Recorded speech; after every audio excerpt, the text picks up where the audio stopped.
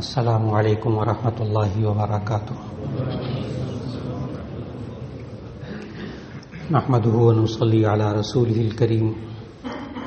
اما بعد فاعوذ بالله من الشیطان الرجیم. بسم اللہ الرحمن الرحیم.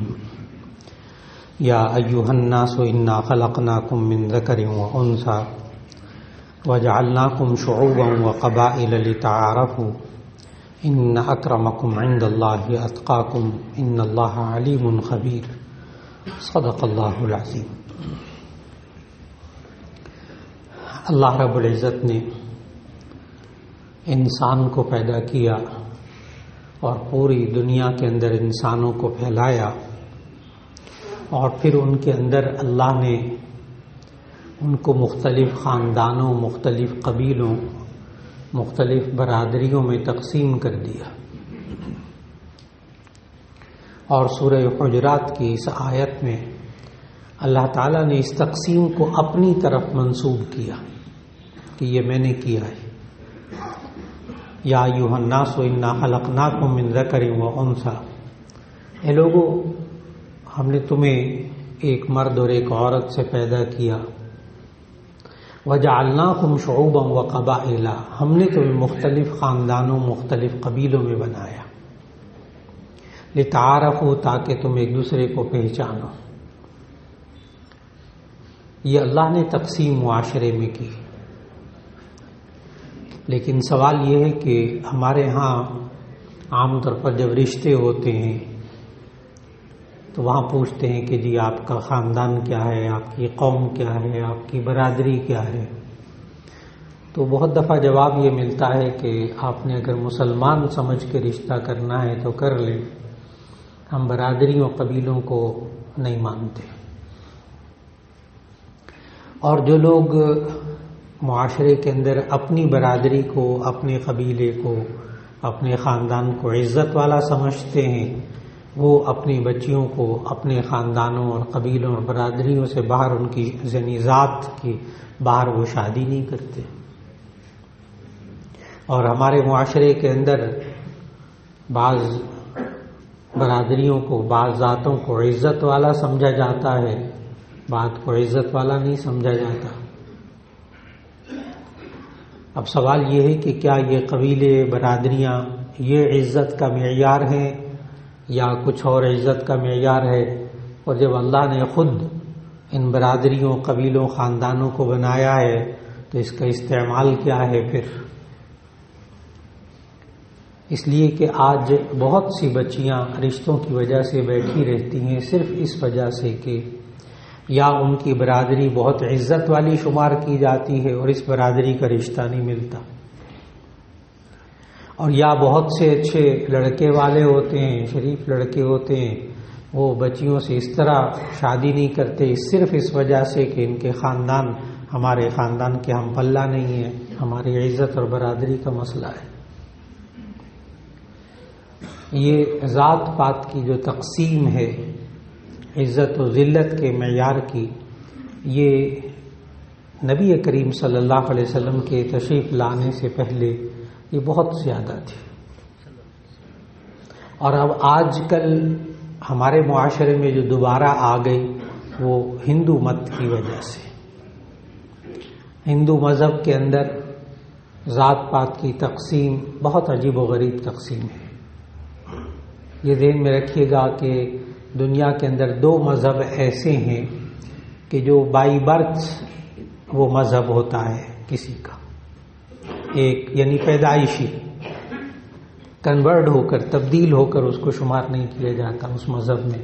ایک یہودی اور ایک ہندو. یہودی بھی بائی برتھ ہوتا ہے، یعنی جو پیدائشی یہودی ہے، ماں باپ یہودی تھے، آگے جو اولاد ہوگی وہ یہودی ہوگی.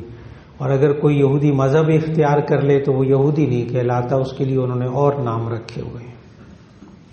یہودی نہیں ہو سکتا، وہ بائی برتھ ہوگا. اسی طرح ہندو ہے. ہندو کے ہاں جو بائی برتھ ہوگا وہ ہندو ہوگا، وہ اعلیٰ ذات ہوگی. اور جو اس کے علاوہ تبدیل ہو کر آئے گا کسی بھی مذہب سے تو وہ ہندو نہیں ہوگا، اور اگر ہوگا تو وہ شودر ہوگا، گھٹیا ترین ذات. ان کے ہاں 4 ذاتیں ہیں. سوچیے گا یہ ہندو مت ہم مسلمانوں کے اندر کتنا ہمارے گھروں میں گھسا ہوا ہے کہ ہندوؤں کے ہاں ایک برہمن ذات ہے، سب سے اونچی ذات برہمن، پھر اس سے نچلی ذات کھتری، پھر اس سے نیچے ویش، پھر اس سے نیچے شودر. یہ درجہ بدرجہ، سب سے اعلیٰ ذات برہمن، سب سے گھٹیا ذات شودر، اور درمیان میں وہ کھیتوں میں کام کرنے والے، کام کاج کرنے والے وہ لوگ شمار ہو جاتے ہیں. آج بھی ہندوستان کے، انڈیا کے جو بڑے بڑے ریلوے اسٹیشن ان میں سے ختم کر دیا گیا بین الاقوامی دباؤ کی وجہ سے، اور تو کچھ نہیں. ورنہ آج بھی ہندوستان کے جو باقی اسٹیشن ہیں سارے کے سارے، ان سب کے اوپر جو پانی پینے کا ٹینک لگا ہوتا ہے، ٹینکی لگی ہوتی ہے، اس میں لکھا ہوتا ہے ایک ٹوٹی کے اوپر یہ برہمن کے لیے، اور ایک ٹوٹی کے نیچے لکھا ہوتا ہے یہ شودر کے لیے. یعنی ایک ٹینکی میں سے جو پانی نکل رہا ہے نا اس ٹوٹی سے، جس سے برہمن پانی پیتا ہے اسے شودر پانی نہیں پی سکتا. اور ان پر بڑا عذاب نازل کرتے ہیں، بہت تکالیف پہنچاتے ہیں. برہمن کے بیٹھنے کی جگہ شودر بیٹھ نہیں سکتا. اور برہمن جو ہے وہ کبھی بھی شودر کو رشتہ نہیں دے گا، سوال ہی پیدا نہیں ہوتا. وہ تجارت میں اس کو شریک نہیں کرتا. لیکن وہاں مسلمان جو کام کر رہے ہیں، جن کو اللہ نے توفیق دی ہے، جو ہندوستان کا بہت بڑا مسئلہ ہے اس وقت، وہ یہ ہے کہ شودروں کا مسلمان ہونا، جس کی وجہ سے انڈیا کو بہت زیادہ غصہ ہے مسلمانوں پر. مسلمان کیا کہتا ہے وہاں؟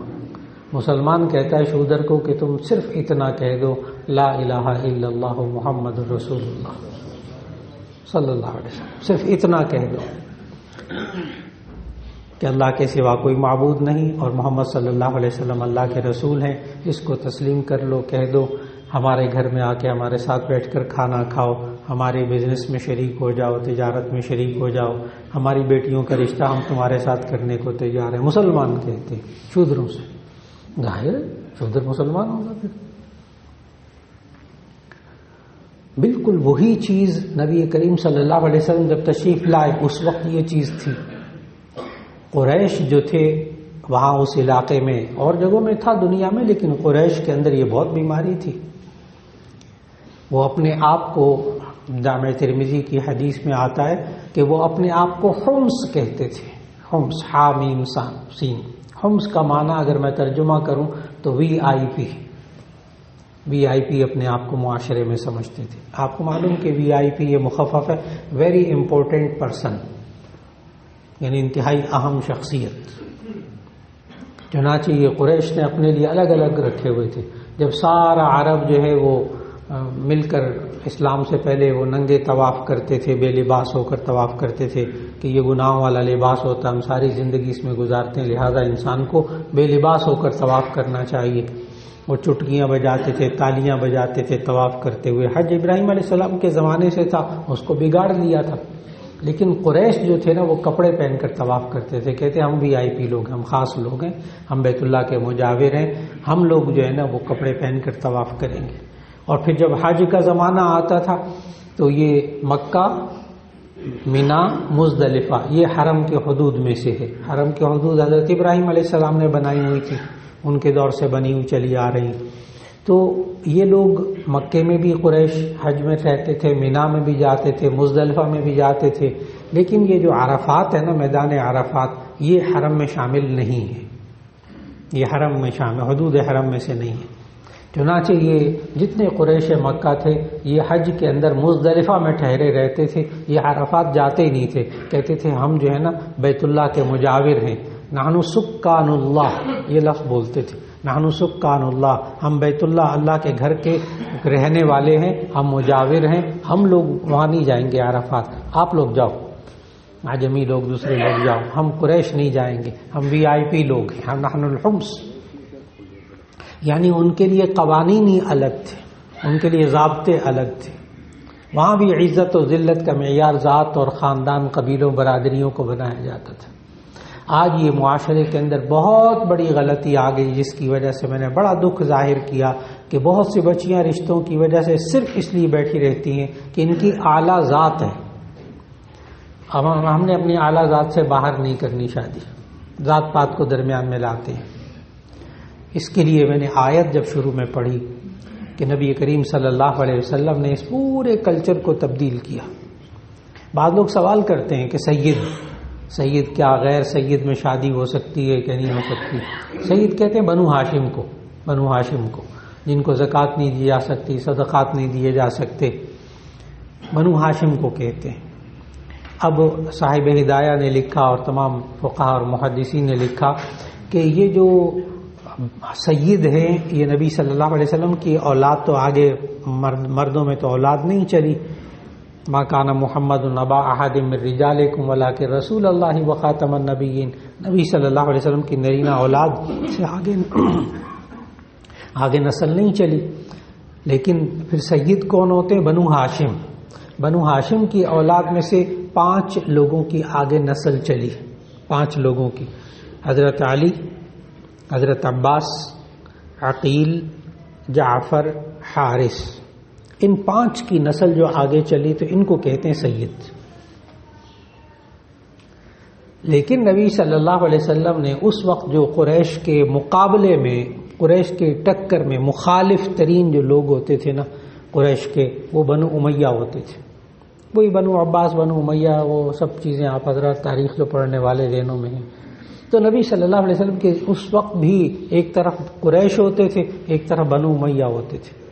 لوگ سوال کرتے ہیں، اس کا جواب ذہن میں رکھیے گا، سوال کرتے ہیں کیا سید کی شادی لڑکا لڑکی اس کی غیر سید سے شادی ہو سکتی ہے؟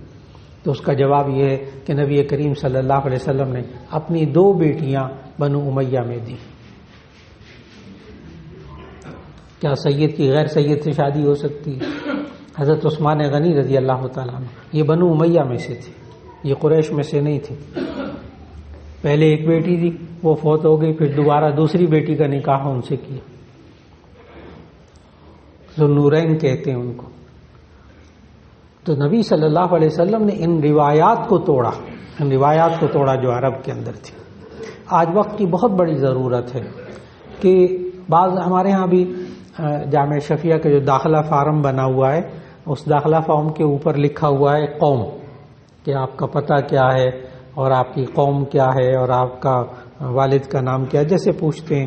تو وہاں قوم کا لفظ دیکھ کر بعض حضرات وہ جامعہ شفیہ کے داخلہ فارم کے اوپر اشکال کرتے ہیں، کہتے ہیں مولانا آپ مدرسوں میں بھی یہ قوم پوچھتے ہیں، ذات پوچھتے ہیں، برادری پوچھتے ہیں، آپ لوگ بھی اس میں آ گئے۔ حالانکہ پھر ان کو آیت سناتے ہیں سورہ حجرات کی یہی آیت کہ وہاں قوم کیوں لکھا، یا ایھا الناس انا خلقناکم من ذکر وانثی وجعلناکم شعوبا وقبائل لتعارفوا۔ یہ اللہ کہہ رہا ہے ہم نے مختلف قبیلوں، خاندانوں، برادریوں میں تمہیں تقسیم کیا ہے، اس کا مقصد اللہ نے خود بتایا، لتعارفوا، تاکہ تم ایک دوسرے کو پہچانو، تعارف کے لیے۔ اب ڈاک کا نظام نہیں ہے، ورنہ میں اگر بات کروں تو جیسے آپ اب بھی TCS وغیرہ تو بھیجتے ہیں، باقی ڈاک کا نظام بہت کم ہو گیا، نوجوان نسل کو تو ڈاک کا نظام ہی نہیں ذہنوں میں رہا۔ لیکن جب ڈاک کا نظام ہوتا تھا تو آپ کئی ارب انسانوں، مسلمان نہیں کہہ رہا، کئی ارب انسانوں کے اندر اگر ایک انسان کو اگر آپ خط پہنچانا چاہتے تھے تو آپ کیا کرتے تھے، یا ابھی بھی کیا کرتے ہیں کہ آپ جناب اس میں اس ملک کا نام لکھتے ہیں، اور پھر ملک کا نام لکھنے کے بعد اس کا صوبہ لکھتے ہیں، پھر اس کا صوبے میں سے اس کا شہر لکھتے ہیں، پھر شہر میں سے جو علاقہ ہوتا ہے اس کا نام لکھتے ہیں، پھر ڈاک خانے کا نام لکھتے ہیں، پھر گلی نمبر لکھتے ہیں، پھر محلہ لکھتے ہیں، پھر اس کے بعد مکان نمبر لکھتے ہیں، پھر اس بندے کا نام لکھتے ہیں۔ کئی ارب انسان، دیکھیے تقسیم، یہ ملکوں کی تقسیم، یہ صوبوں کی تقسیم، یہ برادریوں، خاندانوں، گھروں کی تقسیم، کیا ہوتا کیا تھا کہ آپ کئی ارب انسانوں میں سے اگر کسی ایک انسان کو خط پہنچانا چاہتے تھے تو اس ایک انسان تک خط پہنچتا تھا۔ یہ اللہ نے تقسیم بنائی تھی لتعارفوا، تاکہ ایک دوسرے کو پہچانو۔ اچھا، اللہ کو معلوم کہ یہ جو میں خاندانوں، قبیلوں، برادریوں میں تقسیم کر رہا ہوں لوگوں کو، یہ بعد میں عزت و ذلت کا معیار بنا لیں گے، عزت و ذلت کا معیار بنا لیں گے، اللہ کو معلوم۔ لہذا اسی آیت کے اندر دوسرا جملہ اللہ تعالیٰ نے فرما دیا، یا ایھا الناس انا خلقناکم من ذکر و انثی وجعلناکم شعوبا وقبائل لتعارفوا ان اکرمکم عند اللہ اتقاکم، کہ ہم نے مختلف خاندانوں مختلف قبیلوں میں تمہیں بنایا لتعارفوا، تاکہ تم ایک دوسرے کو پہچانو۔ یہ عزت ذلت کا معیار نہیں ہے، عزت ذلت کا معیار کچھ اور ہے۔ ان اکرمکم عند اللہ اتقاکم، تم میں سے زیادہ عزت والا اللہ کے نزدیک وہ ہے جو تم میں سے زیادہ متقی، زیادہ پرہیزگار ہے۔ اس لیے آج وقت کی بہت بڑی ضرورت ہے کہ نوجوان بچے اور بچیوں کی شادی کرتے وقت کن چیزوں کو سامنے رکھا جائے اور کن چیزوں کو سامنے نہ رکھا جائے۔ بخاری شریف کی حدیث، نبی صلی اللہ علیہ وسلم نے ان احادیث میں یہ سمجھایا کہ لوگ 5 چیزیں دیکھتے ہیں، لوگ 5 چیزیں دیکھتے ہیں۔ نمبر 1 دین، مذہب، نمبر 2 خاندان، نمبر 3 اخلاق اور کردار، نمبر 4 مال و دولت، نمبر 5 شکل و صورت۔ یہ 5 چیزیں لوگ دیکھتے ہیں۔ یہ نہیں کہا نبی صلی اللہ علیہ وسلم نے کہ تم شکل و صورت کے بنا پر شادی نہ کرو، مال کو بالکل مت دیکھو، منع نہیں کیا۔ حدیث کے الفاظ کا میں مفہوم سمجھا رہا ہوں کہ نبی صلی اللہ علیہ وسلم نے فرمایا لوگ 5 چیزیں دیکھتے ہیں رشتہ کرتے وقت۔ دین کو دیکھتے ہیں، مذہب کیا ہے، اخلاق کردار کو دیکھتے ہیں، حسب و نسب کو دیکھتے ہیں، خاندان، اور پھر اس کے ساتھ ساتھ شکل و صورت کو دیکھتے ہیں، مال و دولت کو دیکھتے ہیں۔ لیکن تم لوگوں کو سب سے زیادہ دین کو دیکھنا چاہیے، ان کی دینداری کو دیکھنا چاہیے، ان لوگوں کو سب سے پہلے دینداری کو دیکھنا چاہیے۔ آج جو نوجوان ہیں ہمارے بچے اور بچیاں، وہ مال و دولت اور شکل و صورت، ان دونوں پر پوری توجہ ان کی مرتکز ہوتی ہے، بس شکل و صورت، مال و دولت۔ اور ماں باپ جو دیکھتے ہیں چیزیں، وہ ظاہر ہے کہ اخلاق، کردار، رہن سہن، ان کا خاندان کیا ہے، اور سب سے پہلے جو بنیادی چیز ہے وہ ان کا دین دیکھنا۔ بہت دفعہ ہمارے معاشرے کے اندر آتا ہے کہ رشتے ہو جاتے ہیں، منگنیاں ہو جاتی ہیں اور مٹھائیاں تقسیم ہو جاتی ہیں، بعد میں پتہ چلتا ہے یہ تو قادیانی ہے، یہ تو خاندانی قادیانی کا سارا۔ بہت دفعہ پتہ چلتا ہے، بہت دفعہ پتہ چلتا ہے یہ تو بیچارے مسلمان ہی نہیں، اور دین کو پوچھتا بھی نہیں، دیکھتے ہیں بس، سب باقی سب چیزوں کو دیکھتے ہیں، جو 4 چیزیں ان پر توجہ ہوتی ہے، لیکن ماں باپ اخلاق اور کردار پر پھر نظر رکھتے ہیں۔ لیکن نوجوان یہ صرف 2 چیزوں پر توجہ رکھتا ہے۔ یاد رکھ لیجئے گا، نوجوانوں کو خاص طور پر ذہن سازی کی ضرورت ہے کہ یہ 2 چیزیں ساری زندگی کام نہیں آتی، نہ شکل و صورت ساری زندگی کام آتی ہے، نہ مال و دولت ساری زندگی کام آتا ہے۔ جو کام آنے والی ہیں وہ پہلی 3 چیزیں ہیں، جس میں سب سے اہم دین، اس کے بعد ان کا خاندان، اس کے بعد اس کا اخلاق اور کردار، کہ جس سے آئندہ نسلوں پر اس کے اثرات ظاہر ہوں گے، نسلوں پر اثرات ظاہر ہوں گے۔ یہ مال و دولت اور شکل و صورت جو نوجوان طبقے نے ذہن میں بٹھایا ہوتا ہے، یہ ضروری نہیں، اس میں بھی ذہن میں رکھ لیجئے گا۔ بہت سے رشتہ تلاش کرتے وقت بہت سے حضرات پوچھتے ہیں کیا چیزیں ہمیں سامنے رکھنی چاہیے۔ جی، نبی صلی اللہ علیہ وسلم نے بتایا کہ 5 چیزیں ہیں، ان کا خیال کر لو، لیکن سب سے زیادہ اہم اس کی دینداری کو اہمیت دینا، بے دین سے رشتہ مت کرنا۔ اب دینداری کیا؟ اب رشتہ دیکھتے وقت بعض حضرات نا متقی تلاش کرتے، انتہائی تقوی والا ہو وہ تلاش کرتے، بہت اچھی بات ہے۔ ایک ہے دینداری۔ دینداری کیا چیز ہے اس کو سمجھنا ہوگا۔ دینداری میں کہ وہ اس کی زندگی میں گناہ کبیرہ نہ ہو، گناہ کبیرہ جو توبہ کے بغیر معاف نہیں ہوتے، اس کا وہ عادی نہ ہو۔ اگر کبھی گناہ کبیرہ ہوا ہے تو ایسی صورت میں توبہ اور استغفار کر لیا اور اب آگے زندگی میں نہیں نظر آ رہے، تو ایسی صورت میں وہ دینداری۔ بعض حضرات صرف اس وجہ سے رشتے کا انکار کر دیتے ہیں کہ جی فلاں انسان ہمارا رشتہ ہو رہا ہے لیکن مولانا کیا کریں، ان کی داڑھی نہیں ہے۔ میں بہت ادب سے عرض کروں گا، داڑھی نہیں ہے، کیا رشتہ کر دیں اپنی بیٹی کا کہ نہ کریں؟ بعض حضرات کہتے ہیں رشتہ تو کر رہے ہیں لیکن وہ نماز نہیں پڑھتا، نماز نہیں پڑھتا۔ اب دیکھنا یہ ہے نماز کیا وہ نماز کے منکر ہیں، کیا وہ نماز کا انکار کرتے ہیں، کیا وہ بچے نے داڑھی نہیں رکھی ہوئی تو پھر لوگ پوچھتے ہیں بعد میں کہ جی داڑھی میں اسلام ہے یا اسلام میں داڑھی؟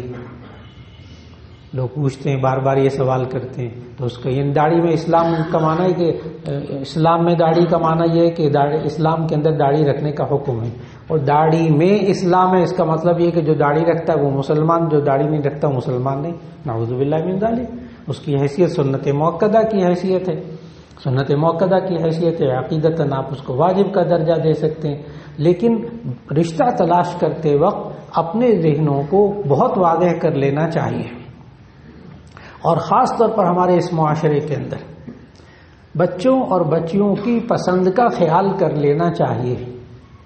نبی صلی اللہ علیہ وسلم نے تو یہاں تک ارشاد فرمایا، ایک انصاری صحابی تھے، انہوں نے شادی ابھی منگنی کر لی، تو نبی صلی اللہ علیہ وسلم نے فرمایا کیا تم نے اس کو دیکھ لیا، تم نے اس کو دیکھ لیا لڑکی کو؟ تو انہوں نے کہا نہیں یا رسول اللہ میں نے دیکھا نہیں۔ نبی صلی اللہ علیہ وسلم نے فرمایا تم دیکھ لیتے تو اچھا ہو۔ تو اب لوگ سوال کرتے ہیں دیکھیں کیسے، تو میں ان کو بڑا واضح جواب دیتا ہوں، جیسے آپ کی بہن کا رشتہ اگر کوئی آئے تو آپ اس رشتے کو دکھانا چاہیں تو کس احترام اور کس پروٹوکول، کن آداب کے ساتھ آپ رشتہ دکھائیں گے؟ جا کر کسی کی بیٹی کا بھی رشتہ اسی طرح عزت کے ساتھ دیکھ لیا جائے۔ اب نوجوان طبقہ پھر سوال کرتا ہے، وہ کہتا ہے کہ جی کیا پسند کی شادی کرنا ناجائز ہے؟ یہ بھی بہت سوال ہوتا ہے بچوں کا، کالج یونیورسٹیز کے اندر جب لیکچر ہوتے ہیں یہ سوالات ہوتے ہیں، کیا پسند کی شادی کرنا ناجائز ہے؟ تو ان سے پھر یہ سوال کرتا ہوں میں کہ مجھے کوئی آیت، کوئی حدیث ایسی دکھائیں جس میں یہ لکھا ہو کہ جو ناپسند ہو اسے شادی کرو۔ یہ کون سی حدیث آیت ہے؟ کہیں کوئی قرآن حدیث کا حکم نہیں ہے۔ تو یہ پسند کی شادی کریں، ماں باپ بھی کہیں شادی کریں گے تو پسند کی شادی کریں گے، پسند کر کے شادی کریں، ناپسندیدہ یعنی جس سے نفرت ہو اس سے شادی کرو، یہ تو قرآن حدیث میں نہیں ہے۔ لیکن ہمارے معاشرے کے اندر جو پسند سے مراد ہے وہ یہ ہے کہ اس کے ساتھ ہوٹلنگ کی ہو، اس کے ساتھ سیر و تفریح کی ہو، اس کے ساتھ وقت گزارا ہو، اس کے ساتھ دوستیاں کی ہوں، اس کے ساتھ رات کو 3-3 4-4 گھنٹے اس کے ساتھ موبائل پہ باتیں کی ہوں، تصاویر شیئر کی ہوں واٹس ایپ میں اور فیس بک پہ، اور نتیجہ یہ ہوتا ہے کہ جو باتیں شادی کے بعد کرنے کی ہوتی ہیں یہ نوجوان پہلے سے کر چکے ہوتے ہیں، نتیجہ یہ کہ شادی کے بعد ان کی ناکام زندگی ہوتی ہے۔ یہ بے دینی ہے، یہ بے دینی ہے۔ یہ وہ والی چیزیں ہیں کہ جس سے ہمیں اپنے بچوں کو روکنا چاہیے، ہمیں نوجوان نسل کو روکنا چاہیے، اور نوجوان نسل کی سوچوں کا، ان کے رویوں کا، ان کے حالات کا خیال رکھ کر پھر رشتہ طے کرنا چاہیے۔ آج کی نشست میں جو بات عرض کر رہا تھا وہ یہ کہ آج نوجوان بچے اور بچیوں کی شادیاں جو سب سے بڑی رکاوٹ اس معاشرے کے اندر وہ یہ، اور پھر مال و دولت کو بیچ میں لا کر مقابلہ بازی، اپنی ٹکر سے رشتے کرنا، اپنی ٹکر والوں سے رشتے کرنا، اپنے مال و دولت کے اعتبار، اپنے سٹیٹس کے اعتبار سے رشتے کرنا، نبی صلی اللہ علیہ وسلم نے ان چیزوں کی تعلیم ہمیں نہیں دی، ہمیں نہیں دی کہ یہ سٹیٹس، یہ مقام ٹھیک ہے، بالکل ایسے حالات ہو جائیں کہ جس میں بہت مشکلات پیش آئیں اس کو دیکھ لیا جائے۔ تو آج کی نشست میں صرف یہ عرض کرنا مقصود ہے کہ آج ہمارے معاشرے کے اندر جو یہ ذات پات، برادریوں اور صرف جو ہے وہ خاندان، حسب و نسب کو دیکھ کر شادی کرنا اور پھر مال و دولت کو شادی کرنا، آج ہمیں رویے تبدیل کرنے ہوں گے اس نوجوان نسل کے لیے، اور جتنی جلدی نوجوان بچے اور بچی کی شادی ہو سکے کر دی جائے۔ ان بچوں کی تعلیم کی وجہ سے شادی کو مؤخر نہ کیا جائے، ماں باپ سرپرستی کریں، ماں باپ سرپرستی کریں، جب بچے جوان ہو جائیں، بچیاں جوان ہو جائیں، اچھے رشتے آئیں، اس سے پھر اچھا رشتہ، پھر اس سے اچھا رشتہ، اس انتظار میں عمر گزر جاتی ہے ہمارے بچے اور بچیوں کی۔ جب مناسب رشتہ آئے شادی کر دی جائے، اور پھر اس کے بعد ماں باپ سرپرستی کریں، یہ تعلیم بھی حاصل کرتے رہیں۔ اعلیٰ تعلیم بہت سے لوگ ایم فل کرتے ہیں، پی ایچ ڈی کرتے ہیں، اور ایم بی بی ایس کرنے کے بعد پتہ نہیں کتنی اسپیشلائزیشن کرتے ہیں، شادیوں کے بعد بہت سارے امور کو انجام دے دیتے ہیں، پھر پہلے یہ اپنا گھر بنا لے، پہلے اس کا بھی کوئی مرتبہ ہو جائے، پہلے یہ بھی کمانے لگ جائے، پھر اس کے بعد پاؤں پہ کھڑا بھی ہو جائے، پھر اس کے بعد شادی ہوگی، اتنے میں وہ عمر گزر جاتی ہے۔ اللہ رب العزت ہمیں ان بچوں، نوجوان بچے اور بچیوں کو گناہ کی زندگی سے بچانے کے لیے ان کو ان 5 چیزوں کو سامنے رکھ کر، اور اس میں بھی سب سے زیادہ دینداری کو سامنے رکھ کر، اللہ تعالی ہمیں بچوں کو اپنے فرائض اور بچیوں کے فرائض سے پورا کرنے کے اللہ تعالی توفیق عطا فرمائے۔ وآخر دعوانا ان الحمد للہ رب العالمین۔